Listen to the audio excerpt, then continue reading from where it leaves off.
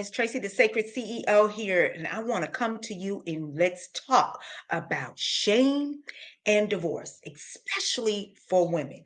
Why is there so much shame around divorce, around self love, around treating yourself better, around demanding to be treated with respect, love, decency?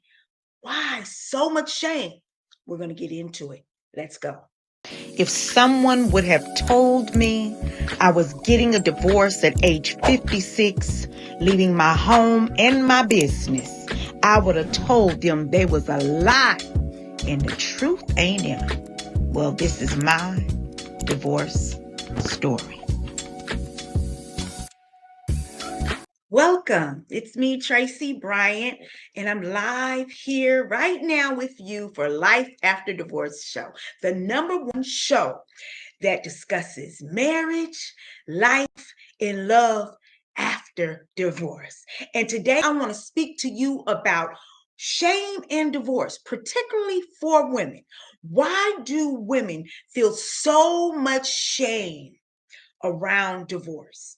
Well, there's a few reasons, and I want you to stay all the way to the end so that you can understand exactly how we are set up to feel shame when divorce happens, when the marriage doesn't work. Okay. First off, we have been programmed and conditioned as little girls to look up and look for a man, to look forward to being a mother and a wife, to look forward to having a husband, to look forward to creating a home and taking care of a home. We have been conditioned to do so. Whether we were in a two-parent home where we looked at our parents as a goal, a goal for us to strive towards, or we were in a one-parent home where maybe we had the absence of a parent and that made our goal to strive for marriage or to be with that one person that much stronger, right? But let's get into the shame of it. We as little girls have been set up for the actual proposal, for the engagement, for the marriage, for the ceremony. Think about it. As little girls, how many of us just thought about what our ceremony was going to be like? What it was going to look like, how we were going to walk down the aisle, the dress that we were going to wear, our friends that were going to be there, right? How our husband was going to look, how he was going to love us, how he was going to adore us, how he was going to give us that significant kiss during that ceremony that seals the deal along with the big diamond. Like all of these external contributions and attributes that we look forward to. Everything has to do with an external attraction. All right. We're rarely set up for how to be a wife or how to even overcome challenges in a marriage and create solutions. We aren't taught that much. We are only taught about the external trappings and the external attraction of what it means to be proposed to and what it means to be married, as well as the ceremony. Think about how much money people, including myself, have spent on a ceremony. I spent over $20,000. Yes, he contributed a little to that 20,000, but much of that I contributed that. I gave that. I shared that for this ceremony. Why? I wanted and had my mind on a certain type of ceremony that I had always envisioned. Right? I had like a Moroccan style wedding and we were in blue and gold and everybody had to show up in blue and gold and we had a Moroccan meal and it was just all of the things, right? So we are programmed to think about all of that. So when we have our marriage ceremonies, they are, it's shared with family, it's shared with friends, right? It's shared with close family. It's shared with those people who love and adore both of us. Both sides of the family are witnessing the epitome of a marriage. That is a woman's role. A woman's goal is the epitome of her life is this marriage. Not always to be married, but the actual marriage itself, right? We're groomed for that. And it is the epitome of a woman's life. And it is done in front of all of our family and friends. And the shame is really hard to accept. So we're loud when it comes to the marriage. We're loud when it comes to the proposal. We're loud when it comes to the actual ceremony, right? We're sharing that with everyone. But when it comes to it becoming unhappy or it comes to divorce, we're very quiet. We don't want to talk too much. We don't want to be too loud when it comes to that. We actually become very silent, and we go into a solitude, because we're feeling like shit. We're feeling shame, we're feeling guilt, we're feeling anxiety, we're feeling depression, we're feeling all of the things. Why? Because most of all, we're feeling like a failure because we had this beautiful idea of what this was supposed to be and it didn't work out. Shame also creates an emotional distance. Okay, so you'll be emotionally distant from your community, from your family, from your children. You'll be emotionally distant, right? Because shame, its power comes in silence. Now, remember, when you are getting divorced, you're more silent because you're experiencing a great amount of shame and guilt, right? So shame is very hard to accept. It's very hard to accept because, like I said, it's a big disappointment because you feel like a failure. You did all of this. You've been leading up to this since you were 6, 7, 8, 10, 12 years old. As a woman, as a girl, you've been leading up to this point, and you finally got here and found the love of your life, right? And some of us have more than one love of our lives. Some of us have been married 3, 4, 5, 6 times. We're trying to do it till we get it right. I just went on and accepted the plight that I'm not going to get it right. I'm not going to get it right. I'm not going to get it right under this subjugation in the auspice of what the Western society take is on marriage. I'm not gonna get it right. I opt out. I've done it. I've been there. I've tried it. I opt out. I'm done. I'm good. I'm good. But those of you who are still trying to make it work, if I say do it. If you feel you can make it work and there's an opportunity and a chance for change, if apologies come with change behavior, and both of you are working on the same goal to make it work, to be a success, I say do it. I say, use the art of forgiveness and learn how to work with one another to find out what one another's needs are so that you can make it work. But it cannot be one-sided. It cannot be one-sided. Okay, now how do we get through this shame?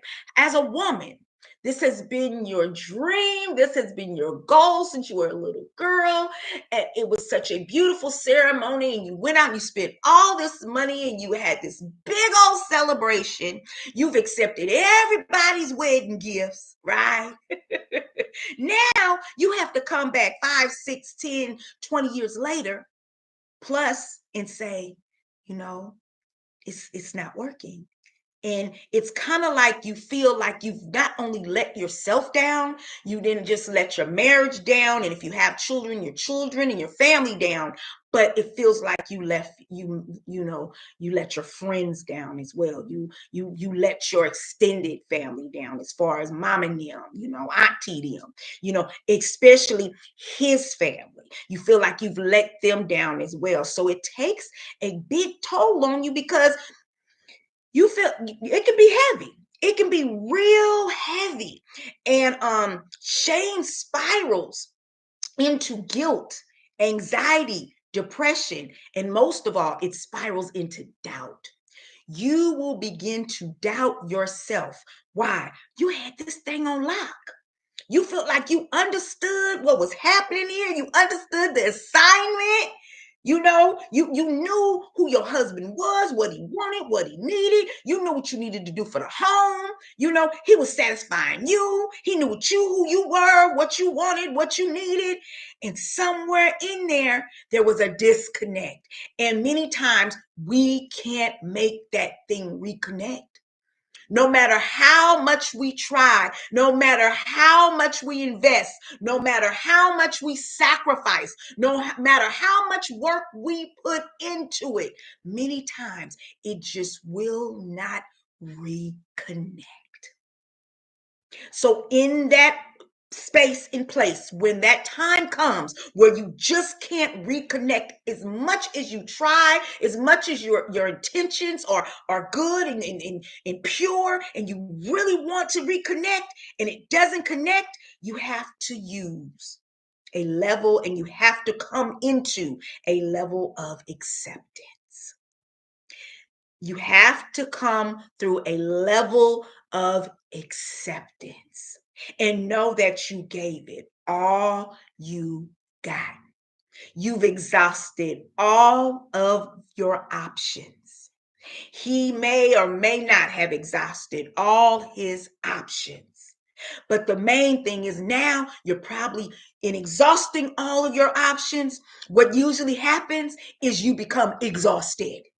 I know I was exhausted.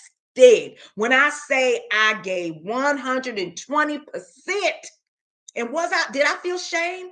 Yes, I felt a lot of shame. I felt so much shame around my marriage, and around releasing and losing and divorcing in my marriage, because it was just 2 years prior that we had this big elaborate ceremony where his people came from Detroit, my people came from Louisiana. We got together, we blended families were marrying, right? It was more than us. So I just felt like it was such a big disappointment, not only for us, but for the families, right? And then I wasn't really informing my family when things were taking a turn for the worse. I was not informing my family of what was going on, because I felt like at the end, or maybe somewhere in the middle, or at some point, hey, a miracle may happen. We may have a turn of events. We may have a change of heart. We might get to implementing some changes and get serious and be like, hey, we're going to make this thing work. Come on, let's do this work. What you got to do, what I got to do. I didn't know if it was going to be a turn of events. So I didn't want to inform my family of what was going on, because I didn't want to set up any type of feelings towards my marriage or my husband or myself if this thing turned around.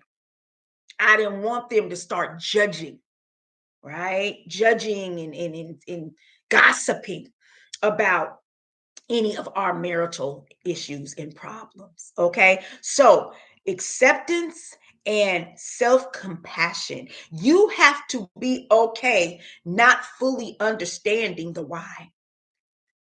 You have to be okay not fully understanding, hey, I don't know why we couldn't do it. I don't know how. I don't know all of how we got here, right? You have to be accepting and fully understanding of not understanding the why. Because the more you try to figure things out, the more you will drive yourself more into doubt, anxiety, and depression. Acceptance, just letting it go and letting it do what it do. At some point, you're gonna have to just let it do what it do. You're gonna have to let it fall, let the chips fall where they may. This is the only way you're gonna be able to get over the hump of shame and guilt, right? But the most important thing is, the only way you can release shame is to not be silent about it. You have to expose the shame. You have to expose the shame. Do not abuse yourself with the shame. Do not continue to overwork your mind and keep asking yourself, what happened? Why couldn't I do this? Because what will happen is at some point you will also begin to start blaming yourself. Okay, or you'll be taking on the blame or the energy of what your spouse did, right? Now, forgive all that noise. My granddaughter just came down here to get some water. I done told them I'm doing my podcast, and they just see how they do me. Bye, Liasia. So anyway, just understand that some things you're not going to be able to figure out, and it's not going to come. The answer is not going to come until you've actually separated yourself from it. Many times that's what happens. It took probably about a year of separation for things to start to make sense and for me to start really connecting the dots where I started releasing more of the shame. And then after about a year, I started speaking openly about it as well. I didn't speak about it as we were going through it. Like I said, divorce is silent, marriage is loud, right? So I wasn't speaking about it. But at some point, I felt like I had pushed through enough of what was going on in my marriage, what was going on in the releasing of my marriage. And the puzzle was coming together for me of what wasn't working and why it didn't work. The why started developing. I started understanding the why, but that was only a year after the separation. So it's not going to come immediately. Understand, it will not come immediately. So once I began to understand why I made the choices that I made, why I had to do some of the things I had to do, and why I had to protect myself, and why I had to preserve my emotional well-being, and why I had to strengthen my resolve and really go in and love myself and value myself more than what he was showing me he loved and valued me. I had to do it. And then that's where I learned that nobody's going to love me more than me. I don't give a damn what they say. I don't care how much they tell you they love you. I don't care how much they show you they love you. I don't care. They can love you to a high degree, but you can best believe nobody is ever going to love you more than you. You are the meter to how everybody else loves you based on how you love yourself. So it all came back to me, right? And I had to do what I had to do. Shame, guilt, depression, anxiety, doubt, and all. I still chose to leave. Why? Because I had to protect my emotional, my mental, and my physical well-being. It was that drastic. It was that serious, okay? And plus, I needed to have this newfound relationship with myself, especially after coming from experiencing emotional, verbal, and some physical abuse. I had to care for myself. I had to nurse myself back to health. I had to show myself so much love because I was hurting, because it hurts. It hurts. It hurts so bad, and you're grieving, right? So you got all these emotions. You got shame, you got grief, you got guilt, you got anger, you got sadness. You got all of these confusion. You bitter, you resentful. Like you have all of these emotions that are considered negative. And really, these emotions, all of these so-called negative emotions, are here to wake you up, to ask you, where are you on your self-love meter? To allow yourself to go through X, Y, and Z. Because some of us stay too long. We do. Some of us stay entirely too long. We were getting signs way before we decided to leave, and we never chose to leave because what? We were optimistic and hopeful and hoping that this thing would work out. And we didn't want to jump the gun. I know me. I didn't want to jump the gun. Okay? So remember that shame in itself gets its power from silence. And I'm not saying right when you go into leaving your marriage and separating, you start having problems that you go blabbing your business. That's not how this works. That's not what I'm saying. But if it gets to a point where you feel like it's become toxic and unhealthy, you then need to go seek out some counsel. And if you can find somebody that truly loves you both, not just you, loves your marriage, loves you both, and you could seek out wise counsel with that person, especially if you know they have your best interests at heart. You don't want to just speak to somebody that's just your friend because they're going to always side with you. And that's not fair because you need to have an open mind and do your best to understand where you may have erred. Okay, where you may be being selfish, where you may be being controlling, where you're being abusive, because marriage is two parties having one relationship. Okay, so we got to own our stuff too. So if you can find someone that loves you both and that is supportive of your marriage, okay, that would be the wise counsel. Or a counselor or therapist that has no connection or no type of investment in your marriage or your friendship, right? So that's what I suggest. And I thank you so much for joining me right here at Life After Divorce. If you are divorced and over 40, a woman who is divorced and over 40, be sure to check us out on Facebook at the Rebirth Collective Community. We're over there sharing, we're over there supporting one another, and most of all, we're over there getting through the different feelings and issues and things that come up for us in this divorce space. So whether you are divorcing, whether you may have been divorced, or maybe you're just recently divorced, come on over there and join us. If you'd like to be part of our email list and get some exclusive content and stay connected to us and find out what we have going on for the rest of this beautiful year and beyond, you can go sign up at lifeafterdivorceshow.com. I want to tell you how much I appreciate all of your love and support. You have definitely been a blessing. And if this information that I've shared with you today has brought you some value, and you know someone else that can receive the value of this information, be sure to share this video with them and make sure you like the video as well as subscribe and hit that bell button to get our notifications. I am Tracey Bryant, also known as Tracey the Sacred CEO, honey, and there is life in love after divorce. Treat yourself well. You are so important, and don't allow divorce to just take over your life, honey. You deserve, and you are in the blessing inheritance of all of the love you deserve and desire.